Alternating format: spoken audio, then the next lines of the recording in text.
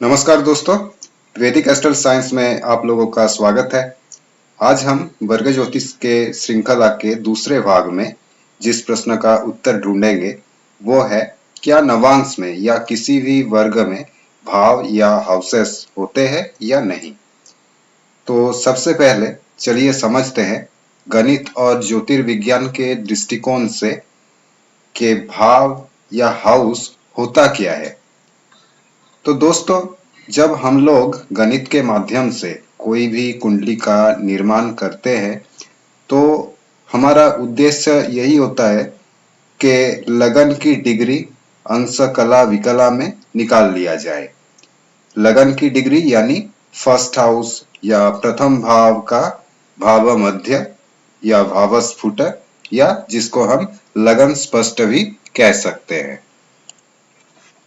अगर आपको नहीं पता कि किस तरह से गणित के माध्यम से लगन निकाला जाता है, कैसे हर भाव की भाव मध्य निकाला जाता है, तो ये सारे टॉपिक्स के ऊपर मेरा मैथमेटिकल एस्ट्रोलॉजी का ऑनलाइन कोर्स भी आप कर सकते हैं। ये कोर्स करने के बाद आपके पास अगर सॉफ्टवेयर या एप्स वगैरह ना भी उपलब्ध हो तो भी आप गणित के माध्यम से बड़ी आसानी से कोई भी कुंडली की निर्माण कर पाएंगे। कोर्स के बारे में विस्तार से जानने के लिए आप लोग मुझे मेरा फेसबुक पेज वैदिक एस्ट्रल साइंस 2.0 में कांटेक्ट भी कर सकते हैं। चलिए टॉपिक पे वापस लौटते हैं। अब लगन या प्रथम भाव को समझते हैं।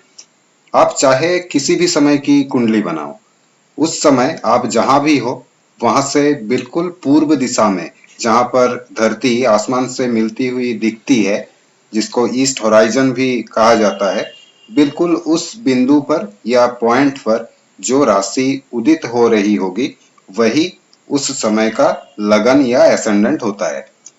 और गणित से आपको उस बिंदु पर या एग्जैक्ट पॉइंट पर राशि की उदय अंश कला विकला भी प्राप्त हो जाता है। एक बार लगन की डिग्री मिनट सेकंड या अंश कला विकला मिल जाने से बाकी भावों का भी पता चल जाता है। भाव विभाजन के अलग अलग विधियां या मेथड्स होते हैं, जैसे कि इक्वल हाउस डिवीजन मेथड, जिसमें सारे भाव 30 डिग्री के या बराबर के होते हैं, और जो लगन का भाव मध्य होता है या लगन स्पष्ट होता है वही हर भाव का भाव मध्य माना जाता है। इसके अलावा श्रीपति पद्धति, कृष्णमूर्ति पद्धति, प्लासिडियस या सेमी आर्क सिस्टम, रेगियोमोंटेनस इत्यादि जैसे पद्धति भी है जो कि अनइक्वल हाउस डिवीजन सिस्टम्स हैं।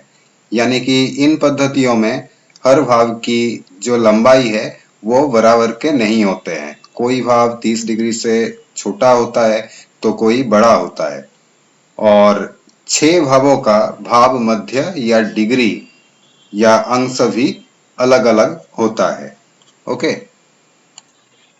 6 भाव इसलिए कहा जा रहा है क्योंकि लगन भाव और सप्तम भाव का जो स्फुट है या जो स्पष्ट या डिग्री है वो एक ही होंगे।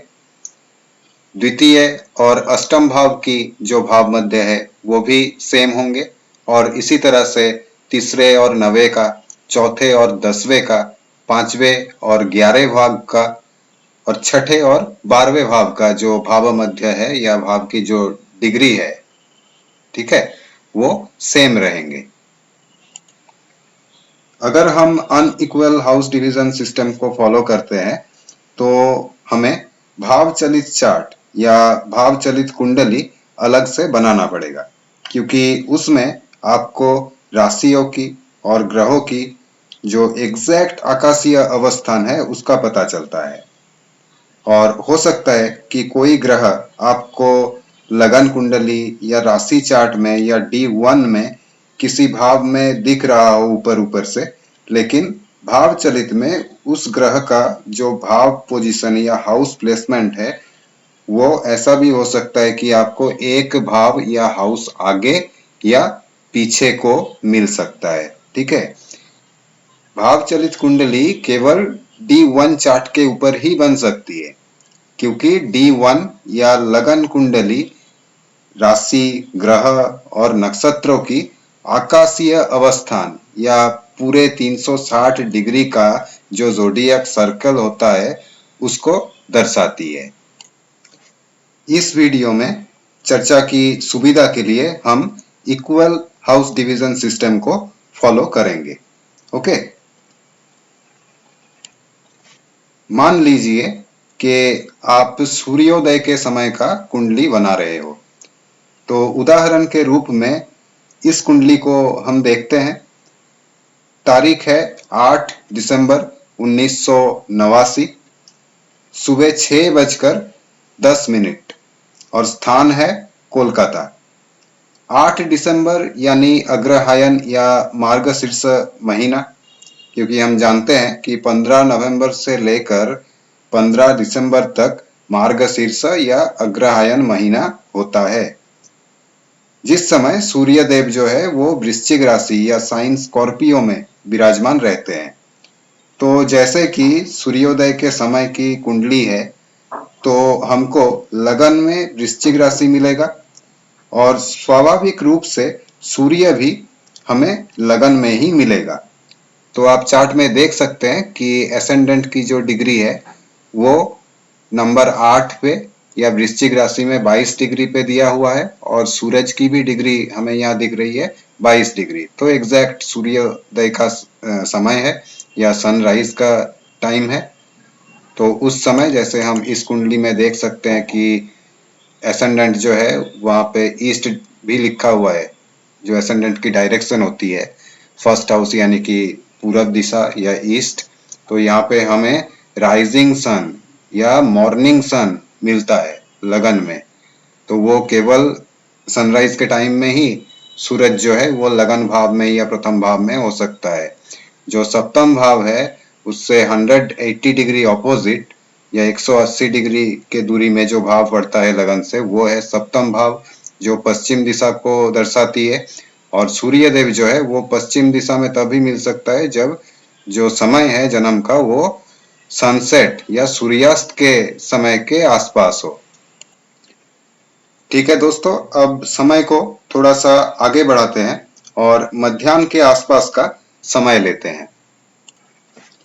तो यहाँ हमने लिया है 12:05, स्थान और तारीख सेम, जब सूर्यदेव मध्य गगन में होते हैं। ठीक है, मध्याह्न का समय यानी कि सूर्यदेव 10th हाउस में या मध्य गगन में होंगे।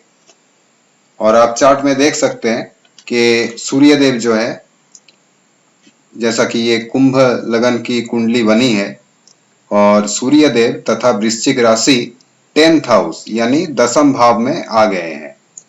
और जैसे जैसे हम समय को और आगे बढ़ाएंगे, सूर्यदेव तथा वृश्चिक राशि हमें 9th हाउस, 8th हाउस और बिल्कुल सूर्यास्त के समय 7th हाउस या सप्तम भाव में मिलेंगे।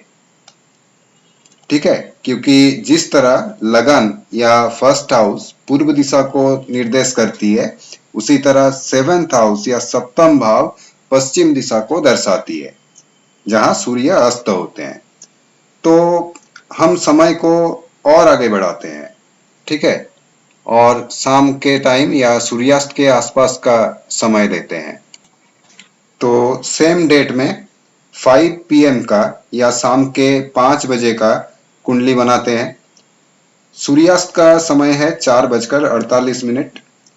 तो यहाँ हमें वृषभ लगन की कुंडली मिली है और सूर्य तथा वृश्चिक राशि हमें 7th हाउस या सप्तम भाव में दिखाई दे रहा है।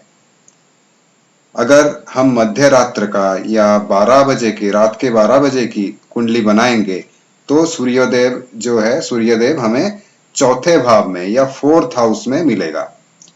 तो समझने की बात यह है कि सूर्योदय से लेकर सूर्यास्त तक सूर्यदेव ब्राइट हेमिस्फीयर या प्रकाशित गोलार्ध में यानी कि लगन, द्वादश, एकादश, दशम, नवम या अष्टम भाव में मिलेंगे। और सूर्यास्त के बाद से अगले सूर्योदय तक सूर्यदेव जो है वो डार्क हेमिस्फीयर या अप्रकाशित गोलार्ध यानी कि सप्तम, छठे भाव, पंचम, चतुर्थ, तृतीय या द्वितीय भाव में ही होंगे। तो आप देख सकते हैं किस तरह राशि चार्ट या D1 चार्ट 360 डिग्री की जो आकाशीय वृत्त है या ज़ोडिएक सर्कल है उसको दर्शाती है। सूर्य की बदलती हुई भाव या हाउस प्लेसमेंट कैसे आसमान की एक विशेष क्षेत्र को या दिशा को निर्देश करती है। तो चार्ट या कुंडली हम उसी को बोल सकते हैं जिसको हम 360 डिग्री के एक वृत्त के रूप में या सर्कल के रूप में दिखा पाए। ठीक है, जैसे इस डायग्राम में हमें दिख रहा है। तो कुंडली या चार्ट जैसे शब्द केवल D1 या राशि चार्ट के ऊपर ही हम लगा सकते हैं, क्योंकि राशि चक्र जो है वो आकाशीय वृत्त को दर्शाती है। दोस्तों, अब हम शाम के 6:45 की कुंडली बनाएंगे और यहाँ हम देख सकते हैं कि सूर्य छठे भाव में यानी कि 6th हाउस में आ गए हैं, क्योंकि सूर्यास्त के लगभग 2 घंटे बाद की कुंडली है। सूर्यास्त हुआ है 4:48 में और ये कुंडली 6:45, मतलब लगभग 1 घंटा 57 बाद, ठीक है, या 2 घंटे बाद। तो इतने समय में सूर्य देव जो है वो एक और भाव पीछे हो जाएगा, मतलब 5 बजे सप्तम में था तो इस समय क्या होगा, तो वो 7th से जो 12th हाउस है यानी कि 6th हाउस है उसमें आ जाएंगे, यानी कि डार्क हेमिस्फीयर या अप्रकाशित गोलार्ध में सूर्यदेव होंगे। और इसी कुंडली में आपको चंद्रमा दिखेगा 10th हाउस में या 10th भाव में, यानी कि वो बिल्कुल मध्य गगन या सर के बिल्कुल ऊपर दिखाई देगा।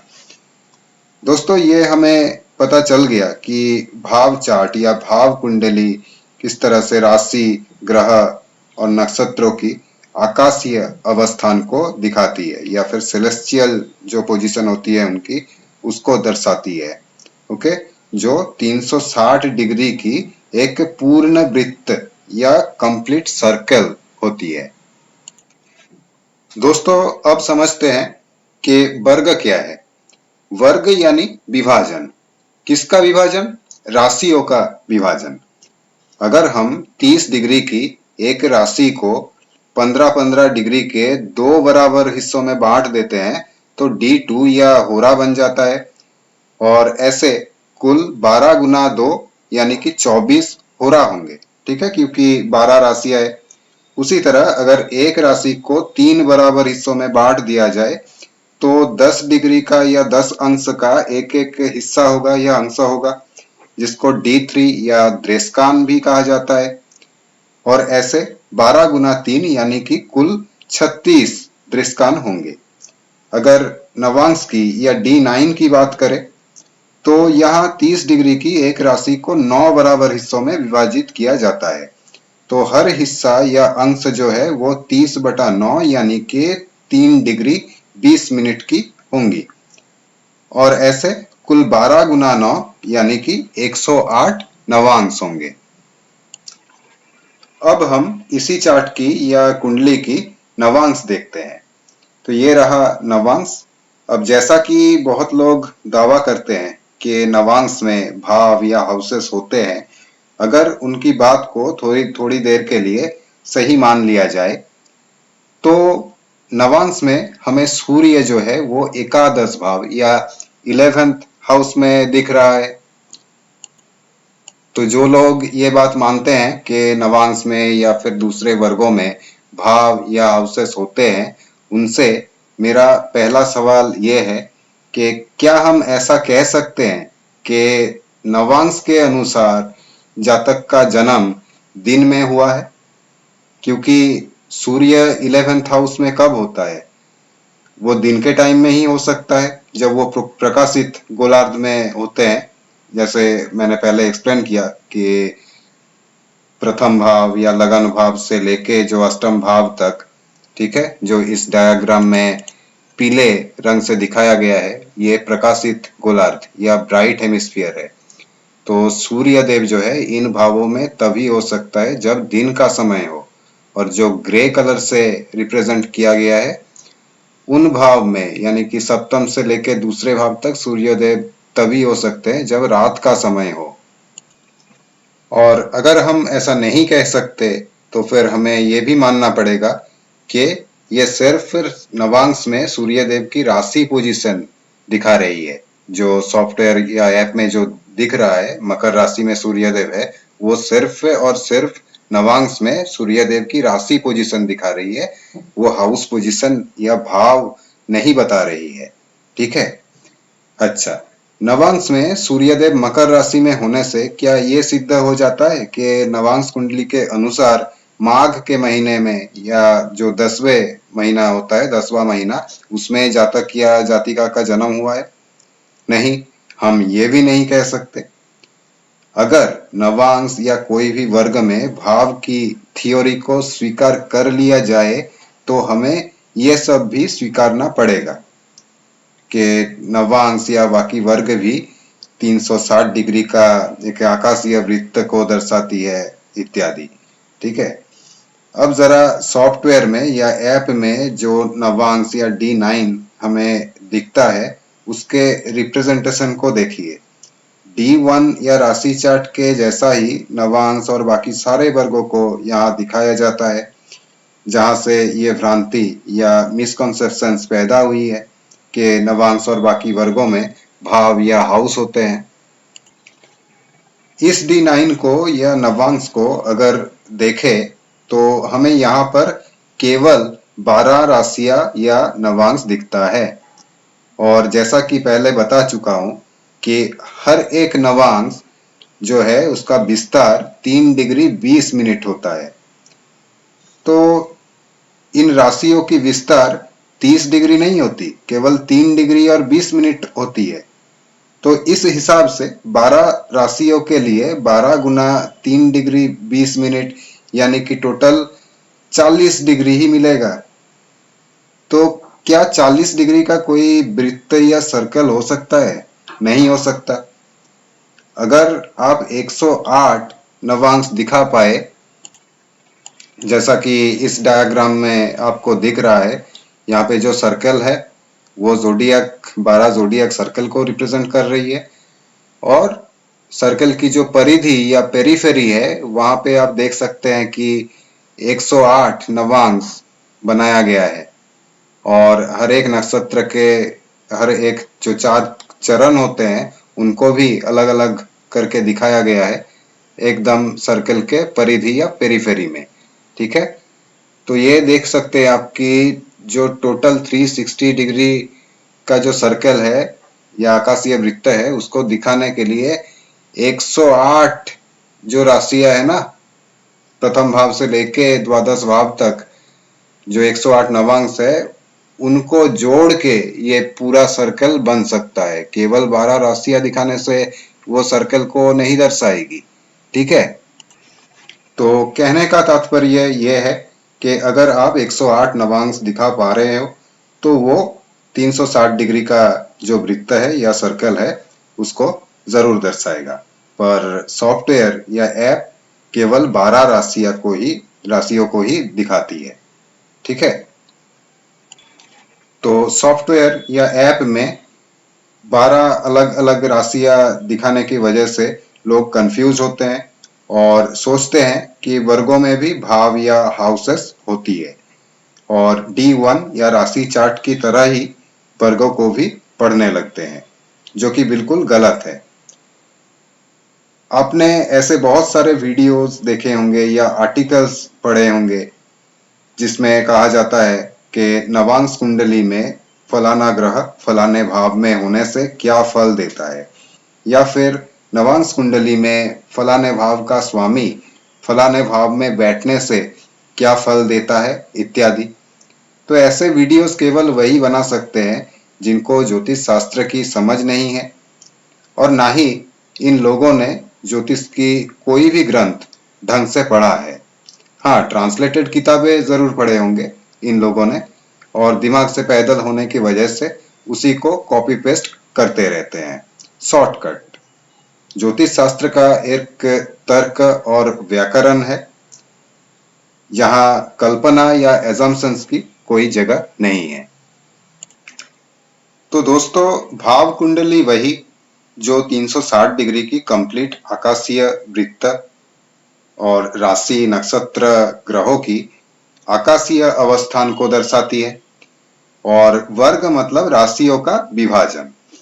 हर राशि के या भाव के अंदर 2 होरा, 3 दृष्टांत, 9 नवांश, 10 दशमांश, 12 द्वादशांश इत्यादि होते हैं।